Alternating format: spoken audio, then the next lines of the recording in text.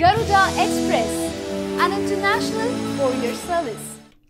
అమ్మాయిలు హానికరం కాదు గాని పక్కలోకి పనికి వస్తారంటూ సీనియర్ నటుడు చలపతిరావు చేసిన వ్యాఖ్యలు టాలీవుడ్లోనే కాదు మహిళా లోకాన్ని సైతం ఓ కుదుపు కుదిపాయి.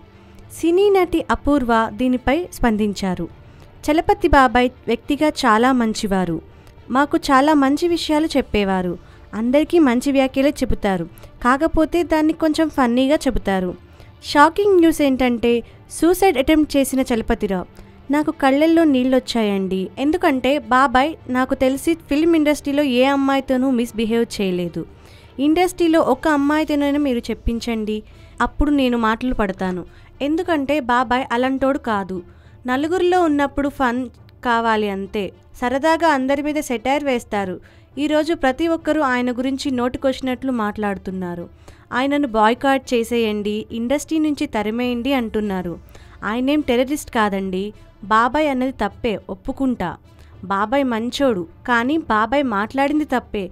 ఏమండి, యాంకర్ది తప్పు లేదా? ఆ రోజు యాంకర్ ఆడపిల్లే, ఆ ప్రశ్న అడగాల్సిన అవసరం ఏంటండి?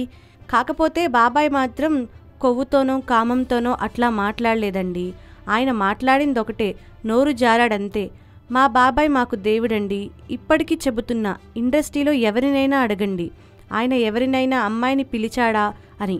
ఎంతోమంది తాతల ఏజ్ ఉండి పక్కన అమ్మాయిల్ని కూర్చోబెట్టుకొని వాళ్ళ మీద చేతులు వేస్తూ మధ్యాహ్నం బ్రేక్లో రూమ్లకు రమ్మని పిలిచే వాళ్ళు చాలామంది ఉన్నారండి.